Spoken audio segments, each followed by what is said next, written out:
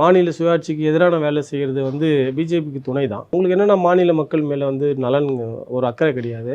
அந்த ஒரு திணிப்பு வந்து இப்போ பிஜேபி அதிமுக மேலே கொடுத்துட்டாங்க. இன்றைக்கி அதிமுக வந்து மக்கள் நலன் சார்ந்த எந்த விஷயத்துலையும் அவங்க தலையிடுறதில்ல. அதுக்கு உதாரணம் தான் இந்த வெளிநடப்பு.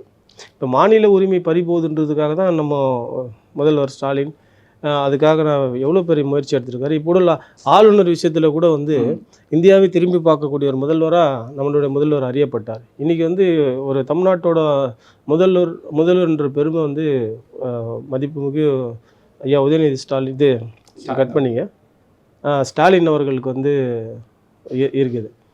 இப்போது எல்லா மாநிலத்தோட முதலமைச்சர்லேருந்து ஒரு முதன்மையானவங்களும் எடுத்துக்காட்டு மாநிலமாகவும் எடுத்துக்காட்டு முதல்வராகவும் தான் தமிழ்நாட்டில் விளங்கக்கூடிய திரு ஸ்டாலின் அவர்கள்.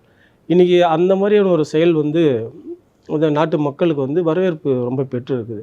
இப்போ அனைத்து இந்த அதிமுக தலைவர் ஐயா எடப்பாடி வந்து அப்படி பண்ணும்போதும் எந்த மக்கள் அவர் ஏற்றுப்பாங்க?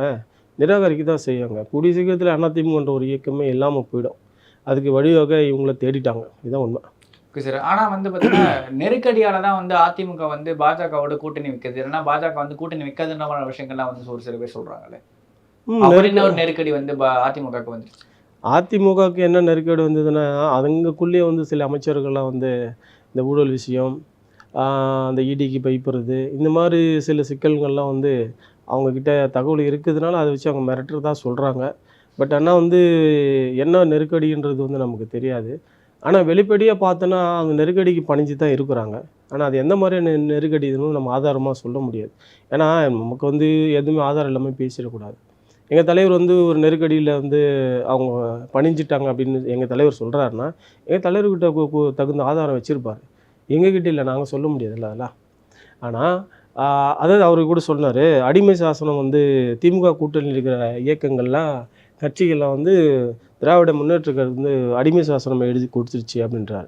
அது அவர் சொல்லுது நகைப்பாக தான் இருக்குது, ரொம்ப வேடிக்கையாக இருக்குது. அடிமைத்தனத்தை பற்றி ஐயா எடப்பாடி பேசணுன்னு எந்த அவசியமும் இல்லை. அவரோட அடிமைத்தனத்தை வந்து இந்த நாட்டு மக்களே அறிவாங்க. அது அம்மையார் சசிகலா கிட்டேயும் அம்மையார் ஜெயலலிதா கிட்டே அவர் நடந்துக்கிட்ட முறை அது அடிமைத்தனத்தோட உச்சம்.